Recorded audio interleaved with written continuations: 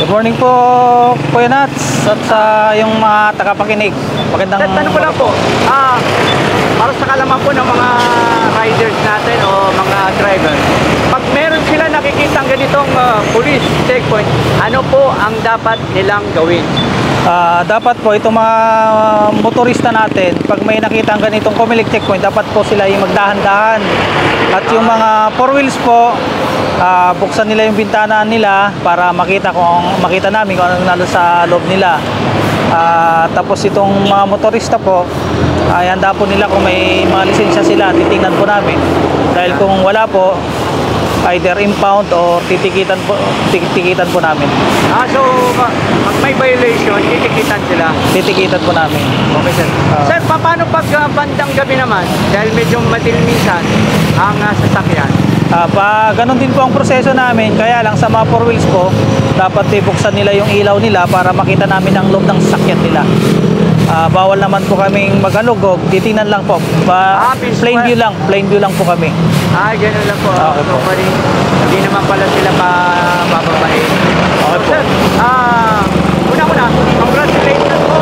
Dahil ang Gono Police lang yata ilang beses na nangyari na nakahuli kayo ng illegal na droga o shabu sa isang checkpoint. Congratulations. Ano po ba nangyari nun? Habang kami po ay nagche-checkpoint ay may dumang motor. Nung pinara namin, umiwas po siya tapos bumangga sa isang sasakyan. So nung nilapitan namin, nakita namin yung mga droga niya na kumalat din. So hinuli na po namin. Ay, ganun. Opo. Oo, dahil ilang beses na kayo nangyari ito, sir. Dito lang sa Angono, nakaka-tempo. Bali po, dito po sa Angono, halos parang dalawang beses na po kami nakahuli sa drugs po. Ay, galing. Opo. So, siyempre, na-question siya, nahuli na siya. Anyway, sir, ano po pong karagdagan na pwedeng ma-inform natin sa ating mga drivers pag nandito sila sa police o Comelec checkpoint? Sa mga motorista po, pag sila'y dumadaan po dito, dapat ay magdahan-dahan lang lagi at sila'y hihinto pag sila'y pinahihinto po para hindi magkaroon ng commotion.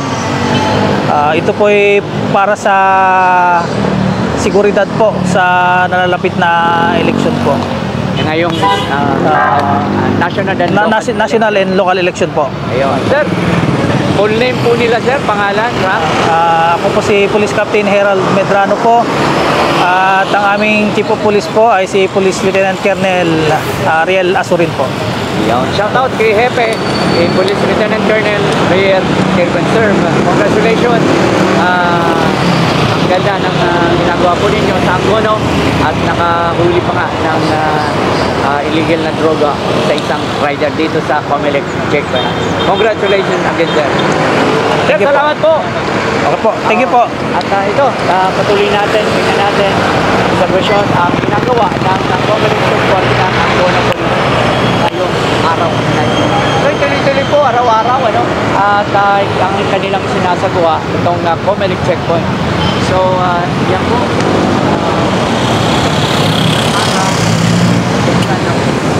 Good morning po, Comelec checkpoint lang po. Dito. Okay po, thank you. Yan po, ang ginagawa.